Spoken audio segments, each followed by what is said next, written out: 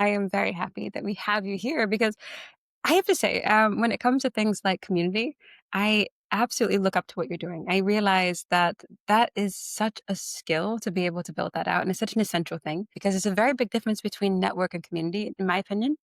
And I think that what you're building has the potential for both.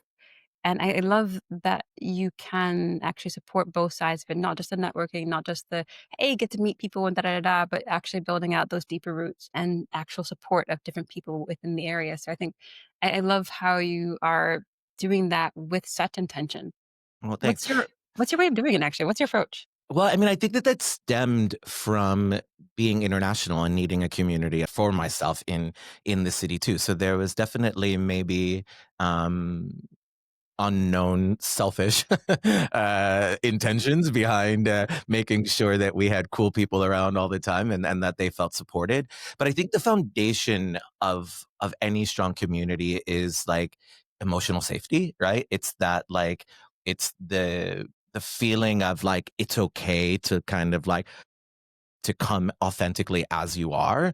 And maybe you're a novice in a topic that we're discussing, or maybe you're like super into it. But I think that, well, I mean, obviously it's consistency and it's like solving a problem and like all of those sort of like typical like community. I mean, I even have them as part of my like four pillars of like how to grow a community.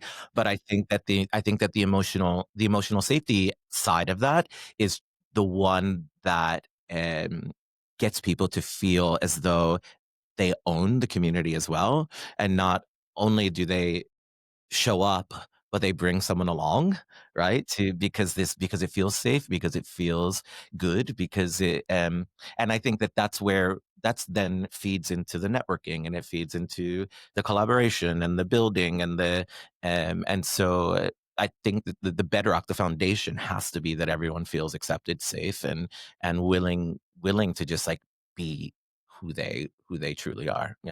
Okay, so I have a question for this because I know a lot of companies and a lot of places are trying to build out these safe spaces and they come in and they're like, "Hey, we are safe and you can do these things and you can say these things." But I realize safety isn't just something you can declare, right? It's Mhm. actually something you have to like build for people and make it such that you're protecting it as well, right? So how are you doing that? Like how is it just more than a declaration? I guess just by being myself, right? I think if I'm authentic, right, in every opportunity, in every introduction, in every time that we gather, then that kind of bleeds into itself, right? I think that if I was a preposterous sort of phony version of myself, then everyone else would be as well, right? So it's the permission to be kooky and to be weird and and to and that from the community leader, right? If he's that, then okay, cool. And I think that that's why I start every event that we host, or every community gathering, with this like 10-20 seconds of clapping, right? That's sort of like, hey, like loosen the collar, like it's okay, right? Like whoever you are in this situation and whoever you've come as is completely exactly who you should be and who you should come as, right? And that just sort of lightens the load a little bit, especially if you're talking about like foreign policy and the transition to Web3 and AI and how AI is going to affect everyone's life. Like I think that we need to have a little bit of levity, and if I can sort of be that in any kind of way. And I think that that then sets the tone, right? It gives permission for anyone to kind of show up. And I think that is why that sort of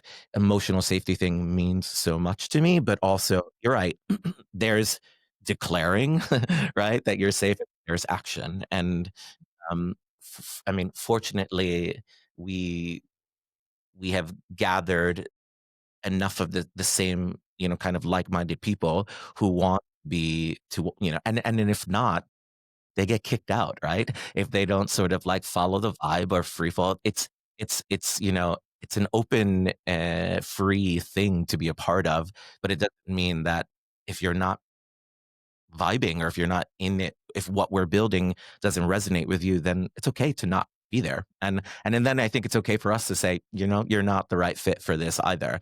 And we have and I don't know how well that was taken on their part. They seem to be okay with it, but I mean, I haven't got any hate posts on like LinkedIn or anything about me telling someone that they're not a good fit for the community. But I think that if you're building something that truly is safe, then you need to safeguard that as well, right? And make sure that you're showing up uh, and supporting those who are buying into the idea of this sort of emotional safety.